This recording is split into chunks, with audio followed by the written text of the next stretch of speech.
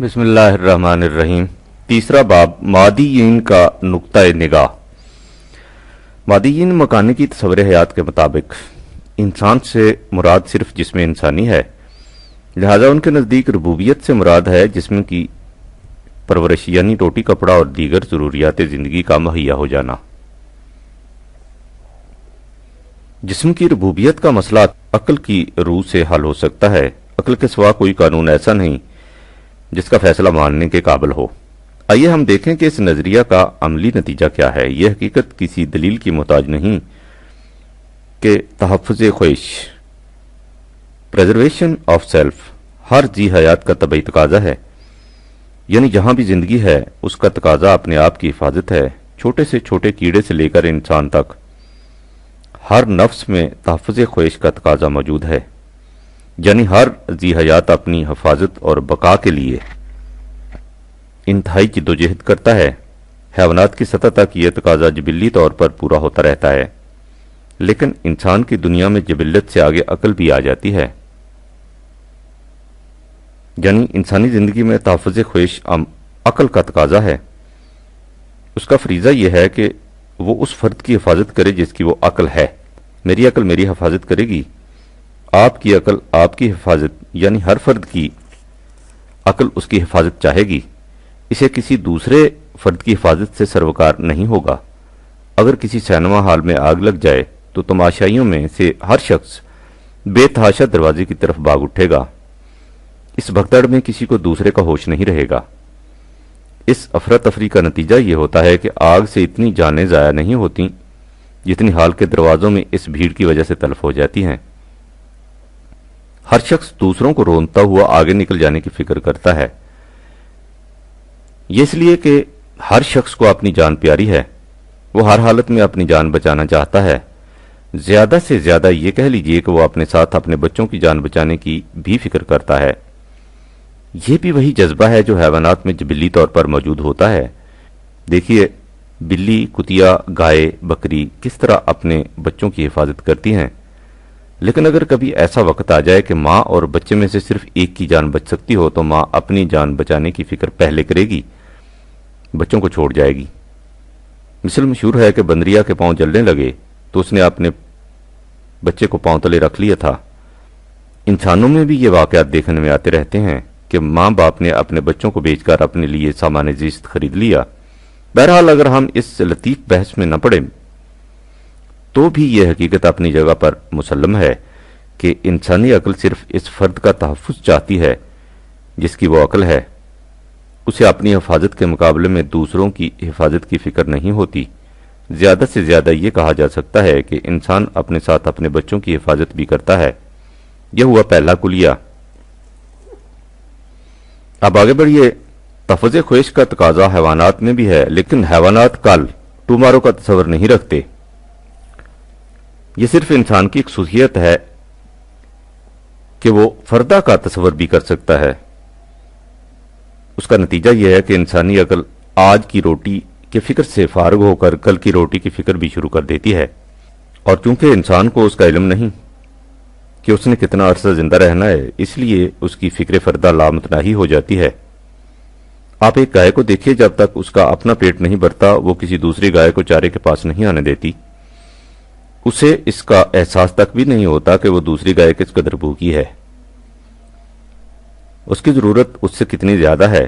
اسے فقط اپنے پیٹ کی فکر ہوتی ہے، لیکن جو ہی اس کا پیٹ بھر جاتا ہے وہ نہایت اطمینان سے بیٹھ کر جگالی کرنے میں مصروف ہو جاتی ہے۔ اس کے بعد اسے کی پرواہ نہیں ہوتی کہ باقی ماندہ چارہ کون لے جا رہا ہے اور کون کھا رہا ہے۔ وہ اس چارے کو شام کے لیے سنبھال کر نہیں رکھتی، اسے جمع کرنے کی فکر نہیں ہوتی۔ اس میں شبہ نہیں کہ بعض چیونٹیاں وغیرہ خوراک جمع کرتی رہتی ہیں، لیکن اول تو یہ مستثنیات میں سے ہے۔ دوسری یہ کہ ان کا یہ عمل غیر شعوری طور پر محض عادتاً ہوتا ہے۔ ان کی عقل اس کا فیصلہ نہیں کرتی کہ انہیں خوراک جمع کر کے رکھنی چاہیے تاکہ کل کے کام آ سکے۔ عام حیوانات کا بہرحال یہی شیوا ہے کہ وہ کل کی فکر سے بے نیاز ہوتے ہیں، لیکن انسانی عقل کی یہ کیفیت ہے کہ وہ ہمیشہ جمع کرنے کی فکر میں لگی رہتی ہے۔ بڑھاپے میں انسان کو محسوس ہونے لگتا ہے کہ اس کی موت قریب آ رہی ہے، اس سے امکان تھا کہ انسان جمع کرنے کی حوث کو مختصر کر دے، لیکن یہاں اسے اولاد کی فکر دامن گیر ہو جاتی ہے۔ یعنی انسان اپنے مرنے کے بعد اپنی اولاد کی شکل میں زندہ رہنے کی آرزو رکھتا ہے۔ اپنے لیے جمع کرنے کے بعد اپنی اولاد کے لیے جمع کرنے کا جذبہ کار فرما ہونے لگ جاتا ہے۔ حیوانات میں نہ کل کی فکر ہوتی ہے اور نہ ہی کچھ وقت کے بعد اولاد کی فکر، اس لیے ان کی انفرادی زندگی ان کی ذات تک محدود ہوتی ہے۔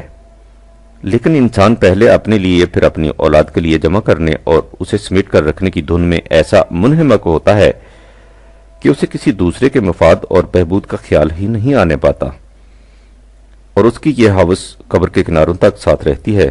آہستہ آہستہ جمع کرنے کا یہ جذبہ اس قدر شدت اختیار کر جاتا ہے کہ انسان محض جمع کرنے کی خاطر جمع کرتا رہتا ہے۔ وہ کسی ضرورت کے احساس کے ماتحت ایسا نہیں کرتا، محض اپنے جذبہ اقتناز کی تسکین ہوس کی خاطر ایسا کرتا رہتا ہے، اور یہ سلسلہ کہیں جا کر ختم ہی نہیں ہوتا۔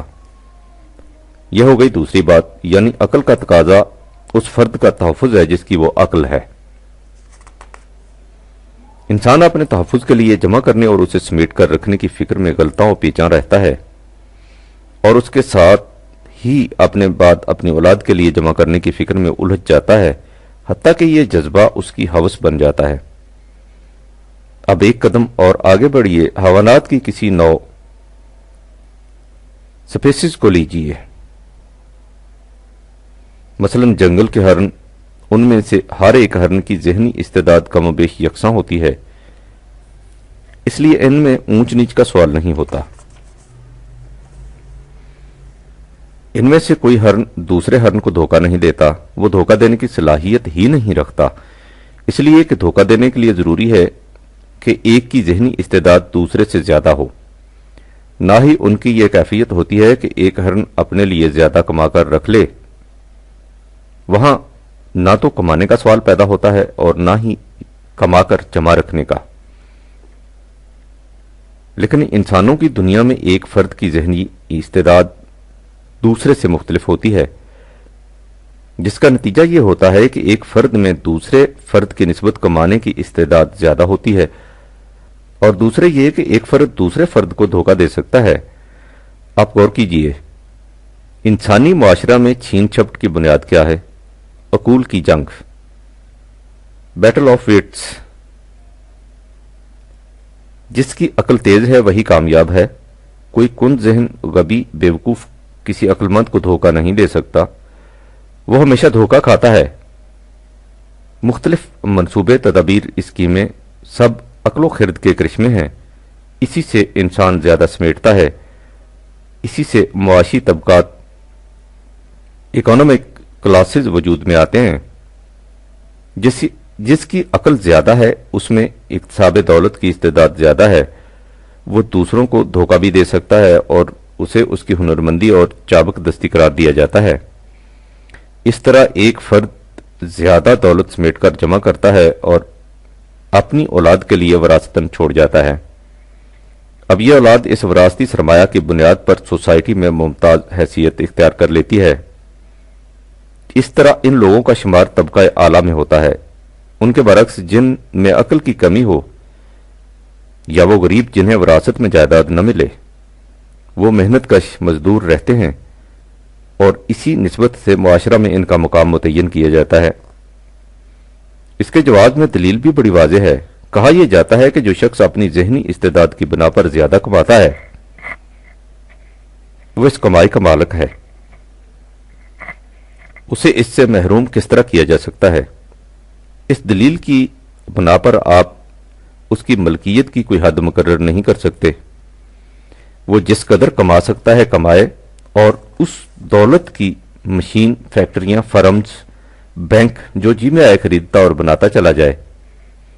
اس طرح اس کی آمدنی اور زیادہ ہو جائے گی اور اس کی املاک بھی آگے بڑھتی چلی جائیں گی۔ یوں رزق کے سرچشمے اس کی انفرادی ملکیت میں آتے جائیں گے اور دوسرے افراد پر اسی نسبت سے رزق تنگ ہوتا جائے گا۔ اس کا نام سرمایہ داری، کیپٹلزم ہے۔ لہذا نظام سرمایہ داری کے خلاف آپ کوئی عقلی دلیل پیش نہیں کر سکتے۔ اس لیے کہ سرمایہ داری کا نظریہ اور نظام خود عقل ہی کا پیدا کردہ ہوتا ہے، اور چونکہ میکانیکی نظریہ حیات کی روح سے عقل سے ماورا کوئی اور دلیل اور برہان نہیں، اس لیے آپ میکانیکی تصور حیات کو صحیح مانتے ہوئے سرمایہ داری کو ناجائز قرار دے ہی نہیں سکتے۔ کارل مارکس سرمایہ داری کے نظام کا سب سے بڑا دشمن سمجھا جاتا ہے، لیکن اس نظام کے خلاف وہ بھی کوئی عقلی دلیل پیش نہیں کر سکا، اور چونکہ وہ خود میکانیکی تصور حیات کا قائل تھا، اس لیے وہ اس کے خلاف عقل سے ماورا کوئی اور مثلاً اخلاقی دلیل بھی نہیں لا سکتا تھا۔ آپ کو معلوم ہے کہ اس نے سرمایہ داری کے نظام کی مخالفت کس دلیل پر کی ہے؟ اس نے کہا کہ ہمیں تاریخ بتاتی ہے کہ دنیا میں کوئی نظام علی حال ہی قائم نہیں رہ سکتا، ہر ایک نظام کچھ وقت تک چلتا ہے، اس کے بعد اس نظام کے اندر سے خود اس نظام کے خلاف شگوفے پھوٹتے ہیں، اور اس طرح یہ پہلا نظام تباہ ہو جاتا ہے اور اس کی جگہ دوسرا نظام لے لیتا ہے جو اس پہلے نظام کی ضد ہوتا ہے۔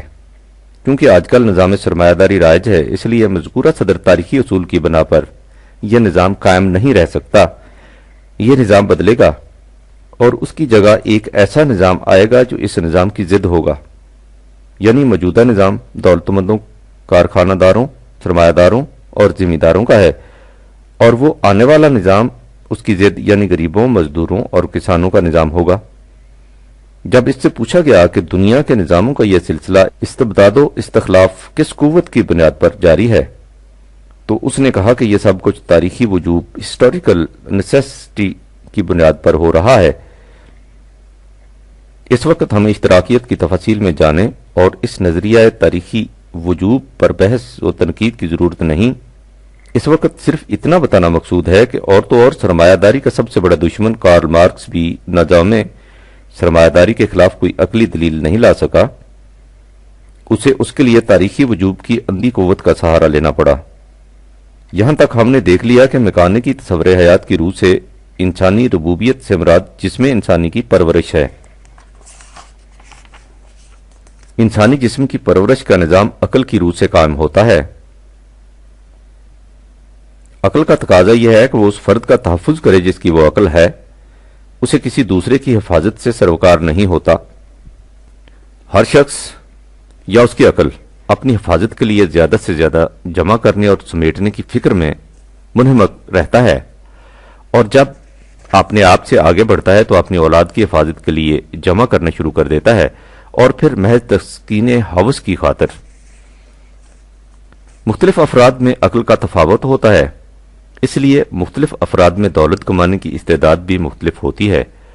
جس کی عقل زیادہ ہوتی ہے وہ زیادہ سے زیادہ کما کر اپنی ملکیت میں اضافہ کرتا جاتا ہے، اور جوں جوں انفرادی ملکیتیں زیادہ ہوتی جاتی ہیں، عامت الناس کا رزق تنگ ہوتا جاتا ہے۔ اسی کو سرمایہ داری کہتے ہیں۔ انسان کی عقل سرمایہ داری کے خلاف کوئی دلیل نہیں بہم پہنچا سکتی، اس لیے کہ یہ نظام خود عقل ہی کی پیداوار ہے۔ اس طرح انسانی معاشرہ میں طبقات کی تقسیم ہوتی جاتی ہے، اور اس کی زنجیروں کے حلقے دن بدن تنگ اور مضبوط ہوتے چلے جاتے ہیں۔ اب اور آگے بڑھیے، آپ کسی دولت مند سے کہتے ہیں کہ وہ ایک غریب آدمی کی مدد کرے، وہ کہتا ہے میں اس کی مدد کیوں کروں؟ غور کرنے پر آپ کو اندازہ ہوگا کہ آپ کے پاس اس سوال کا عقلی جواب کوئی نہیں۔ آپ یہی کہہ سکتے ہیں کہ انسانی ہمدردی کا تقاضا ہے کہ غریبوں کی مدد کی جائے، لیکن یہ اپیل تو اس کے جذبات سے ہے۔ انسانی ہمدردی کا تعلق جذبات سے ہے، عقلی دلیل نہیں۔ اگر وہ اس پر بھی آپ کی بات نہیں مانتا تو آپ اس کے متعلق یہی کہیں گے کہ وہ بڑا سنگ دل، شکی القلب، بے رحم انسان ہے، یا نہیں کہیں گے کہ بڑا بے وقوف ہے، یعنی آپ یہ نہیں کہیں گے کہ اس کا یہ انکار بے عقلی کی دلیل ہے، یہی کہیں گے کہ وہ انسانیت کے بلند جذبات و خصائص سے آری ہے۔ لیکن میکانیکی نظریہ حیات کی روح سے انسانیت کے بلند اور پست جذبات کا سوال ہی پیدا نہیں ہوتا۔ ان کے نزدیک انسان نام ہے صرف جسم کا، لہذا وہاں کمزور جسم اور طاقتور جسم کا تو سوال پیدا ہوگا، جسمانی راحت اور تکلیف کا موازنہ نہ ہوگا، لیکن جسم سے آگے کسی اور چیز کا سوال ہی سامنے نہیں آئے گا۔ آپ اس دولت مند کو زیادہ سے زیادہ عقلی دلیل دے سکتے ہیں کہ اگر کل کو تم بھی غریب ہو گئے تو تمہیں بھی دوسروں کی امداد کی ضرورت پڑے گی، اس لیے تمہیں چاہیے کہ آج اس غریب کی مدد کرو۔ لیکن اگر وہ اس کے جواب میں کہہ دے کہ شکریہ، میں نے ایسا انتظام کر رکھا ہے کہ میں کسی کا محتاج نہ ہوں، اس لیے مجھے اس کاروبار کی ضرورت نہیں ہے کہ میں آج اس غریب کی مدد اس لیے کروں کہ اگر کل کو میں غریب ہو گیا تو کوئی میری مدد کرے گا، یہ سودا بہت کمزور بنیادوں پر استوار ہوتا ہے۔ میں نے اپنا انتظام اس سے مضبوط بنیادوں پر کر رکھا ہے۔ اس عقلی جواب کے بعد آپ اسے کوئی اور دلیل نہیں دے سکتے۔ اب اسی حقیقت کا ایک اور پہلو سامنے لائیے۔ آپ نے دولت مند کو دلیل یہ دی تھی کہ اس غریب کی مدد کرنے میں تمہارا اپنا ہی فائدہ ہے۔ اس نے اس پر غور کیا اور اس نتیجے پر پہنچا کہ نہیں، میرا اپنا فائدہ اس میں نہیں، میرا فائدہ اسی انتظام میں ہے جو میں نے اپنے لیے کر رکھا ہے۔ آپ نے غور کیا کہ آپ کی دلیل کی تہ میں کیا بات پوشیدہ تھی؟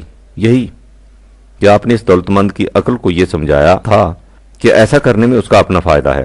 اس سے ظاہر ہے کہ آپ عقل کو کسی کام پر آمادہ نہیں کر سکتے جب تک آپ اسے یہ نہ بتائیں کہ اس میں اس کا کیا فائدہ ہے۔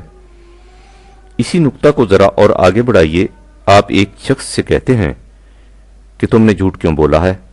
وہ توڑاک سے جواب دیتا ہے کہ مجھے کیا ضرورت تھی کہ میں جھوٹ بولتا۔ آپ صبح سے شام تک ہر روز برابر اس قسم کے الفاظ دہراتے رہتے ہیں۔ مجھے کیا ضرورت ہے کہ میں جھوٹ بولوں؟ مجھے غلط بیانی سے کیا فائدہ؟ مجھے جھوٹی گواہی دینے سے کیا مل جاتا؟ آپ نے کبھی غور کیا کہ اس کے معنی کیا ہے؟ ہم کہتے یہ ہیں کہ میں کیوں جھوٹ بولتا، میرا اس میں کیا فائدہ تھا، یعنی میں نے اس لیے جھوٹ نہیں بولا کہ جھوٹ بولنے میں میرا کوئی فائدہ نہیں تھا۔ اگر جھوٹ بولنے میں میرا فائدہ ہوتا تو میں جھوٹ بول دیتا۔ مجھے کیا ضرورت تھی کہ میں جھوٹ بولتا، یعنی میں نے جھوٹ اس لیے نہیں بولا کہ اس کے بغیر میری کوئی ضرورت رکی نہیں رہتی تھی۔ اگر میری کوئی ضرورت رکتی تو میں جھوٹ بول کر اسے حاصل کر لیتا۔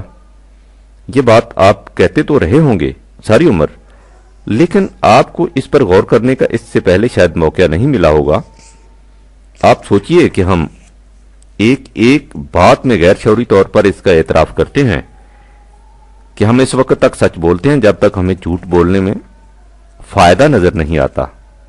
اگر جھوٹ بولنے میں فائدہ ہو تو ہم جھوٹ بول دیں گے۔ یہ بھی وہی بات ہے جس کا ذکر پہلے آ چکا ہے، یعنی عقل کو اس سے واسطہ نہیں کہ جھوٹ برا ہے اور سچ اچھا، اسے تو صرف اس سے تعلق ہے کہ اس کا فائدہ کس میں ہے۔ اگر اس کا فائدہ سچ بولنے میں ہے تو وہ سچ بولے گی، اور اگر وہ دیکھے کہ اس کا مفاد کا تحفظ جھوٹ بولنے میں ہے تو وہ جھوٹ بول دے گی۔ اسے غرض اپنے مفاد کے تحفظ اور حصول سے ہے، اور بس، اس لیے کہ جیسا کہ ہم پہلے دیکھ چکے ہیں، عقل کا فریضہ ہی یہ ہے کہ وہ اپنے یعنی فرد متعلقہ کے مفاد کی حفاظت کرے، اور وہ اس سے آگے کچھ سوچ ہی نہیں سکتی۔ آپ کہیں گے ہم دیکھتے ہیں مکانی کی تصور حیات کے حاملین یعنی مادہ پرست جو خالص عقل کے پیرو ہیں، غریبوں کی مدد کرتے ہیں، جھوٹ کو برا سمجھتے ہیں، اپنے اوپر دیگر اخلاقی پابندیاں بھی عائد کرتے ہیں۔ اس کی کیا وجہ ہے؟ اس کی وجوہات کی تفصیل بہت طویل ہے۔ خود مغرب کے علماء اخلاقیات نے ان امور کے متعلق بہت کچھ لکھا ہے، لیکن اس بات میں سب متفق ہیں کہ عقل کبھی اخلاقیات کی محرک نہیں ہو سکتی، نہ ہی اس کا معیار بن سکتی ہے، کیونکہ اخلاقیات کا مدار مفاد خواہش سے بلند ہو جانے پر ہے، اور یہ عقل کے بس کی بات نہیں کہ وہ مفاد خواہش کو نظر انداز کر کے دوسرے کے مفاد کی فکر کرنے لگ جائے۔ راشدل، جسے علم الاخلاق میں بلند پایا مفکر کہا جاتا ہے، وہ لکھتا ہے کہ نہ اخلاقیات کے متعلق اور نہ ہی علم انسانی کے کسی دوسرے شعبے کے متعلق یہ کہا جا سکتا ہے کہ عقل ہمیں دھوکہ نہیں دیتی۔ اور میکس پلانک کہتا ہے، حقیقت یہ ہے کہ اگر کوئی شخص خواہ کتنا ہی عقل مند کیوں نہ ہو، اپنے شعوری افعال کے فیصلہ کن محرکات کے متعلق محض علت و معلول کے قانون کی روح سے کبھی صحیح نتیجہ پر نہیں پہنچ سکتا۔ اس کے لیے کسی اور قانون کی ضرورت ہے، یعنی قانون اخلاقیات کی۔ یہ قانون وہ ہے جس کی جگہ نہ تو بلند ترین عقل لے سکتی ہے اور نہ ہی لطیف ترین تجزیہ نفس۔ لہذا عقل کا تقاضا محض تحفظ خواہش ہے، اس کے لیے وہ کسی اور قانون یا ضابطہ کو نہیں جانتی۔ اس باب میں انسان اور حیوان ایک ہی سطح پر ہیں۔ گائے کو بھوک ستاتی ہے تو وہ باہر کھیتوں کی طرف نکل جاتی ہے، وہاں پہنچ کر اسے اس کی تمیز نہیں ہوتی کہ اپنے مالک کے کھیت سے گھاس چرے، اس کے سامنے جو کچھ بھی آ جائے وہ اسی میں چرنے لگ جائے گی۔ اس کے سامنے جائز اور ناجائز کا سوال ہی پیدا نہیں ہوتا۔ یہی کام عقل انسانی کا ہے، اس فرق کے ساتھ کہ حیوانات کی جبلت حصول مقصد کا صرف ایک ہی راستہ جانتی ہے، لیکن انسان کی عقل ہیلا جو اپنے مفاد کے حصول کے لیے ہزار تدبیریں اور لاکھ سازشیں کر سکتی ہے۔ واضح رہے کہ مفاد خواہش کا تحفظ اور اس کی خاطر ہیلا جوئیاں اور فریب تراشیاں عقل کا نقص نہیں، اس کا فریضہ ہی یہی ہے کہ وہ مامور ہی اس پر ہے کہ اس فرد کے مفاد کا تحفظ کرے جس کی وہ عقل ہے۔ نہ وہ کسی دوسرے کے مفاد کی محافظ بن سکتی ہے اور نہ ہی وہ جائز اور ناجائز کی تمیز جانتی ہے۔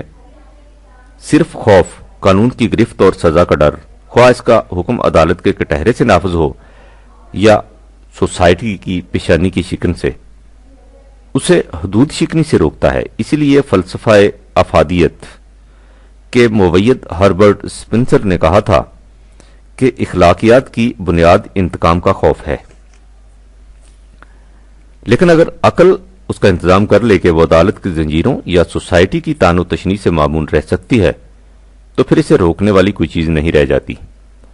اس مقام پر اتنی وضاحت ضروری ہے کہ ہم نے گزشتہ صفحات میں عقل کے متعلق جو کچھ کہا ہے اس سے یہ نتیجہ نہیں نکالنا چاہیے کہ ہم عقل کے پیچھے لٹ لیے پھرتے ہیں اور اسے دنیا کی تمام خرابیوں کی جڑ قرار دے رہے ہیں۔ یہ بات نہیں، عقل تو ایک ملکہ ہے جس سے مختلف کام لیے جا سکتے ہیں۔ جب انسان کے انفرادی مفاد کے جذبات اس سے کام لینا چاہیں گے تو یہ ذاتی مفاد کے حصول کے لیے ہر قسم کی تدابیر سمجھاتی چلی جائے گی، لیکن اسی عقل کو جب بلند اقدار کے تابع رکھیں گے تو یہ انسانیت کی فلاح و بہبود کی تدابیر سامنے لاتی جائے گی۔ اس وقت چونکہ ہم مادی تصور حیات سے بحث کر رہے ہیں جس کی روح سے بلند اقدار کو تسلیم ہی نہیں کیا جاتا، اس لیے عقل کا بھی وہی گوشہ سامنے لایا گیا ہے جس میں یہ انفرادی مفاد کے حصول اور تحفظ کے لیے استعمال کی جاتی ہے۔ آگے چل کر جب ہم بلند انسانی اقدار کا ذکر کریں گے تو وہاں نظر آئے گا کہ یہی عقل کس طرح نوع انسانی کے لیے رحمت کا موجب بن جاتی ہے۔ اس ضمنی وضاحت کے بعد آگے بڑھیے۔ اگر ایک انسان کسی ایسے جزیرے میں رہتا ہو جہاں کوئی دوسرا انسان نہ ہو تو وہاں جائز و ناجائز، مفاد خواہش اور مفاد غیر کا سوال ہی پیدا نہیں ہوگا۔ یہ سوال وہاں پیدا ہوتا ہے جہاں دو انسان اکٹھے مل کر رہیں۔ مل کر رہنے سے انسانوں کے مفاد میں ٹکراؤ، کلیش آف انٹرسٹ ہوتا ہے، اور یہی وہ مقام ہے جہاں سے معاشرتی قوانین اور اخلاقی ضوابط کی ضرورت کا آغاز ہوتا ہے۔ انسانوں نے اس دنیا میں مل کر رہنا ہے، کوئی انسان تنہا نہیں رہ سکتا۔ انسانوں کے مل جل کر رہنے سے معاشرہ، سوسائٹی کا وجود عمل میں آتا ہے۔ اب سوچئے کہ مکانے کی تصور حیات کے ماتحت معاشرہ کا نقشہ کیا بنتا ہے۔ اس معاشرہ میں ہر فرد کی عقل کا تقاضا اس کے اپنے مفاد کا تحفظ ہوتا ہے۔ اس کے لیے اس کی عقل زیادہ سے زیادہ جمع کرنے اور سمیٹ لینے کی فکر میں لگی رہتی ہے۔ اس کھینچا تانی میں زیادہ عقل و تدبیر کے مالک زیادہ سے زیادہ سمیٹ لینے میں کامیاب ہو جاتے ہیں۔ عقل مفاد غیر کو پہچان ہی نہیں سکتی، نہ ہی وہ اخلاقی ضوابط کی پابند ہوتی ہے۔ اس لیے ہر فرد کی عقل جائز و ناجائز ہر طریق سے زیادہ سمیٹ لینے کی فکر کرتی ہے۔ معاشرہ نظام عمرانی سوشل آرڈر کو قائم رکھنے کے لیے قوانین اور سزائیں وضع کرتا ہے تاکہ ان کے خوف سے عقل حدود معاشرہ کے اندر رہے، لیکن عقل ہیلا جو ان قوانین سے بچ نکلنے کی ہزار ترکیبیں سوچ لیتی ہے، اور قانون کی گرفت میں بھی بالعموم وہی آتے ہیں جن کی عقل کمزور ہوتی ہے۔ اب آپ خود ہی سوچئے کہ ایسے معاشرہ میں دوسروں کی پرورش یا دوسروں کے مفاد کے تحفظ کا سوال کس کے سامنے آئے گا؟ اس میں ہر فرد اپنی اپنی پرورش یا زیادہ سے زیادہ اپنی اولاد کی پرورش کی فکر میں غلطاں و پیچاں رہے گا۔ کسی کو کسی دوسرے کے ساتھ کوئی قلبی علاقہ نہ ہوگا۔ یہ کیفیت تو ہوگی کسی ایک مقام کے معاشرہ کے اندر۔ اب ذرا اور آگے بڑھیے۔ گروہ بندی کا جذبہ تحفظ خواہش کا پیدا کرتا ہے۔ گروہ کے اندر رہتے ہوئے افراد اپنے آپ کو زیادہ محفوظ تصور کرتے ہیں۔ اسی جذبہ کے ماتحت انسان نے شروع میں قبائلی زندگی اختیار کی، جس کی آخری شکل آج قومیت نیشنلزم کی صورت میں ہمارے سامنے ہے۔ جو کچھ ایک فرد کی عقل اور دوسرے فرد کے ساتھ کرتی ہے، وہی کچھ ایک قوم اجتماعی عقل دوسری قوم کے ساتھ کرتی ہے۔ ایک قوم کی اجتماعی عقل صرف اپنی قوم کے مفاد کو دیکھ سکتی ہے۔ اس کے لیے ناممکن ہے کہ وہ کسی دوسری قوم کے مفاد کو پیش نظر رکھ سکے۔ پھر جس طرح انفرادی عقل جائز و ناجائز کا فرق نہیں کر سکتی، اسی طرح قومی شعور بھی اپنی قوم کے مفاد کے حصول میں جائز و ناجائز کی تمیز نہیں جانتا۔ جائز وہ جس سے اپنی قوم کا فائدہ ہو، ناجائز وہ جس سے اپنی قوم کا نقصان ہو۔ اپنی قوم کے فائدے کا خیال حب الوطنی یا پیٹریوٹزم ہے، جس سے بڑا کار ثواب نیشنلزم کی لغت میں اور کوئی نہیں۔ اس کے برعکس اپنی قوم کا نقصان وہ جرم عظیم ہائی ٹریجن ہے، جس کی سزا موت ہے۔ میرے ملک اور قوم کا تحفظ، یہ ہے سب سے بڑا حسن عمل، خواہ وہ ملک یا قوم حق پر ہو یا برسر ناحق۔ یہ قومی شعور کا فیصلہ ہے جس پر اقوام عالم کی سیاست کا دار و مدار ہے۔ اس سیاست کا امام میکیاولی تھا، جس کی کتاب دا پرنس دور حاضر کی سیاست کی بائبل سمجھی جاتی ہے۔ وہ اس کتاب میں لکھتا ہے کہ حاکم بادشاہ کے لیے صفت رباہی نہایت ضروری ہے تاکہ وہ دجل و فریب کا جال پھیلا سکے، اس کے ساتھ ہی خوئے شیری بھی، تاکہ وہ بھیڑوں کو خائف رکھ سکے۔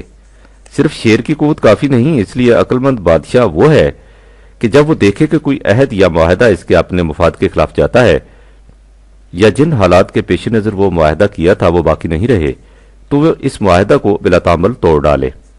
لیکن یہ ضروری ہے کہ اس قسم کی عہد شکنی کے لیے نہایت نگاہ فریب دلائل بہم پہنچائے جائیں۔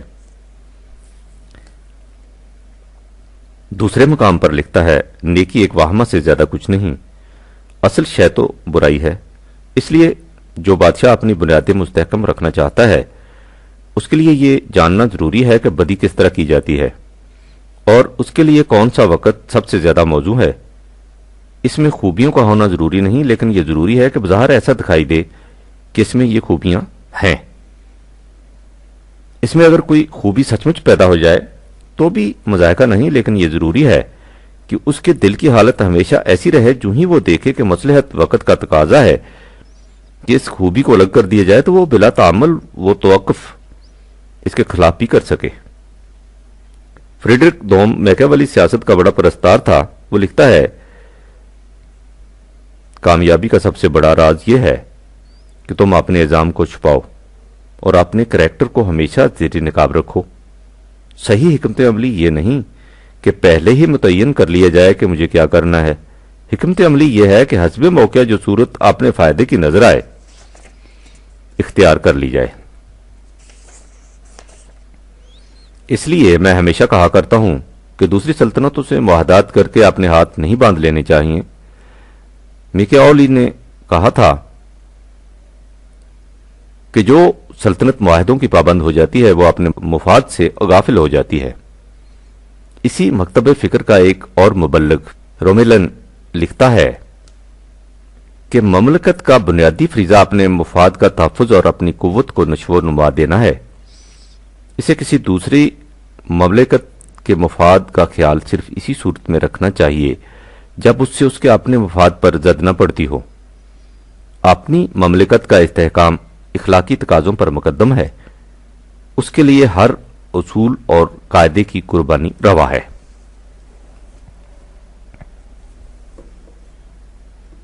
آپ نے غور کیا کہ اس مسلک سیاست کی بنیاد کیا ہے؟ وہی عقل کا تقاضا کہ اپنے مفاد کی حفاظت ہر شے پر مقدم ہے۔ جو چیز وہاں افراد میں تھی وہی یہاں اقوام میں کار فرما ہو رہی ہے۔ اس سیاست کا نتیجہ کیا ہے؟ اسے مسٹر ویکمین کے الفاظ میں سنیے۔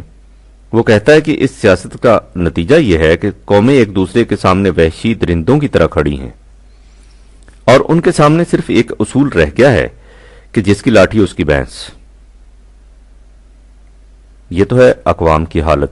اس معاشرے میں خود انسان کی کیا حالت ہے؟ اس کے متعلق لیوس ممفورڈ لکھتا ہے کہ ہم نے ایک نئی نسل پیدا کی ہے، عمدہ توانائی، خوبصورت جسم، لیکن دل بالکل خالی۔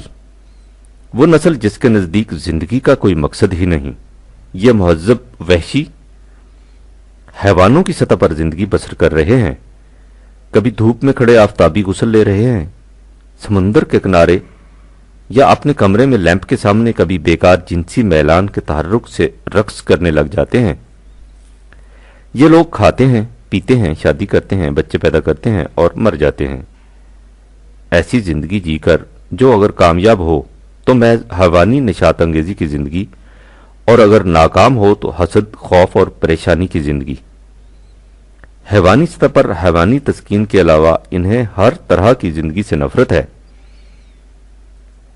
انہیں ان حیوانی حظائز نفس سے محروم کر دیجئے تو ان کے لیے جینا وبال دوش ہو جائے گا۔ یہ ہے انسانی زندگی کا معال۔ یہ ہے دور حاضر کے اس انسان کا نقشہ جس کے متعلق ڈین انگی نے کہا تھا کہ یہ انسان شاہراہ حیات پر بے مقصد چلا جا رہا ہے۔ اسے کچھ خبر نہیں کہ مجھے کہاں جانا ہے اور یہ سفر کیوں اختیار کیا ہے۔ نہ اس کا کوئی عقیدہ ہے، نہ ضابطہ حیات، نہ معیار، نہ اقدار۔ اسی انسان کے متعلق اقبال نے کہا ہے کہ عشق ناپیدا خرد گردش صورت مار، عقل کو تابع فرما کر نہ سکا، ڈھونڈنے والا ستاروں کی گزرگاہوں کا، اپنے افکار کی دنیا میں سفر کر نہ سکا،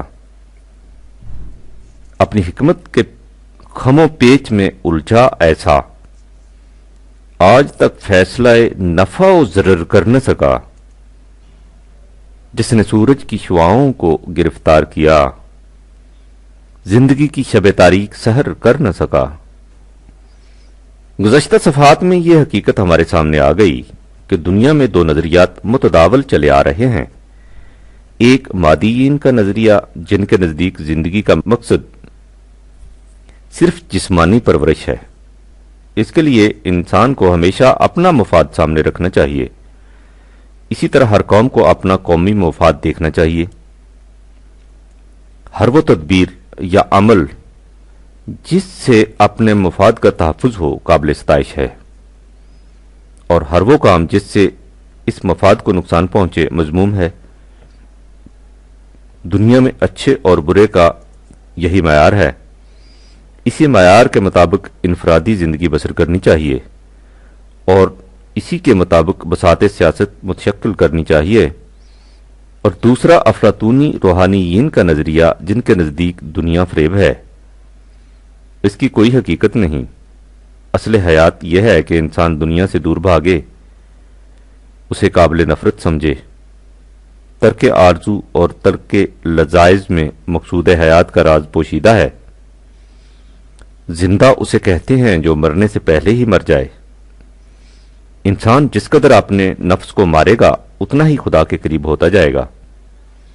روح کی عزت جسم کی ذلت میں ہے۔ خدا اسی کو ملتا ہے جو دنیا کو چھوڑتا ہے۔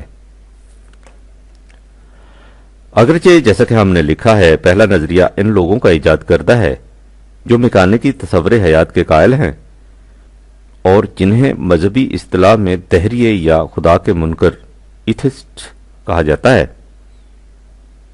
لیکن اگر آپ بغور دیکھیں تو یہ حقیقت نکھر کر سامنے آ جائے گی کہ یہ نظریہ منکرین خدا ہی سے وابستہ نہیں، بلکہ دنیا کا بیشتر حصہ ایسا ہے جو خدا کی ہستی کا قائل بھی ہے اور اس کے ساتھ ہی اس نظریہ پر عمل بھی۔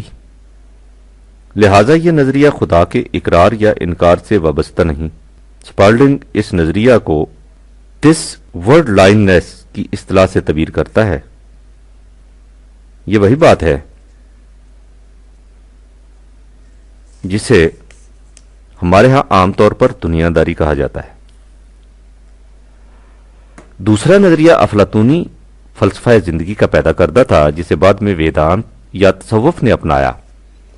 لیکن اب یہ نظریہ نہ تو افلاطونی فلسفہ کے ساتھ وابستہ ہے اور نہ ہی ویدانت اور تصوف سے مخصوص سمجھا جاتا ہے۔ بلکہ اسے دنیا داروں کے مقابلہ میں خدا پرستوں کا نظریہ سمجھا جاتا ہے۔ آج دنیا کے تمام مذاہب اسی نظریہ کے حامل ہیں، حتیٰ کہ مسلمانوں کی بھی یہی حالت ہے۔ ان کے ہاں بھی یہی کہا جاتا ہے کہ دنیا مردار ہے اور اس کے طالب کتے، دنیا جیل خانہ ہے اور کوئی خدا پرست اس سے دل نہیں لگا سکتا۔ جو شخص جتنا یہاں ذلیل ہوگا خدا کے ہاں مقرب کہلائے گا۔ دنیا کی دولت و حشمت کوئی شے نہیں، اصل مقصد عاقبت کی سرخروئی ہے۔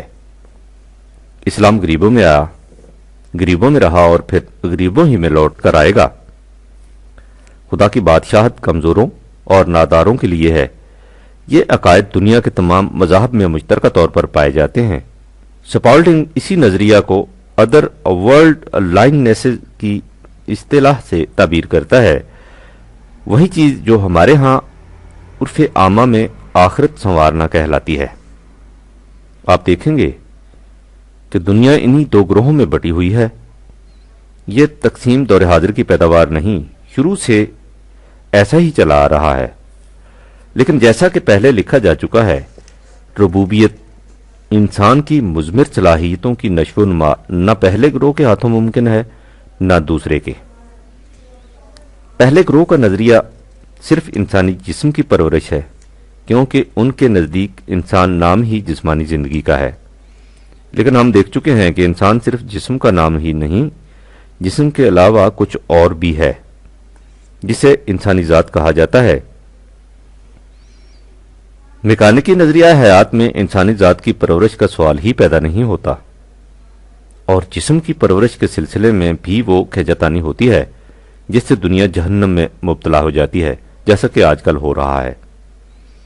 دوسرا نظریہ ترک دنیا کا حامل ہے، جس میں جسم کی پرورش کا سوال ہی پیدا نہیں ہوتا۔ باقی رہی انسانی ذات، سو اس کے متعلق ان کا نظریہ یہ ہے کہ یہ جس قدر جلد اپنا جداگانہ تشخص ہو کر اپنی اصل میں جا ملے، اتنا ہی اچھا ہے۔ لہذا اس میں بھی انسانی ذات کی پرورش کا سوال پیدا نہیں ہوتا۔ ربوبیت کے پہلے نظریہ کا نتیجہ یہ ہے کہ دنیا درندوں کا بھٹ بن رہی ہے، اور دوسرے نظریے سے انسانوں کی بستیاں قبرستانوں میں تبدیل ہو جاتی ہیں۔ اقبال پہلے نظریے کو مغرب اور دوسرے کو مشرق کی اصطلاح سے تعبیر کرتا ہے، اور سرد آہ بھر کر کہتا ہے کہ مغرب زتو بیگانہ، مشرق ہما افسانہ۔ اب آئیے دیکھیں اس باب میں قرآن کیا کہتا ہے۔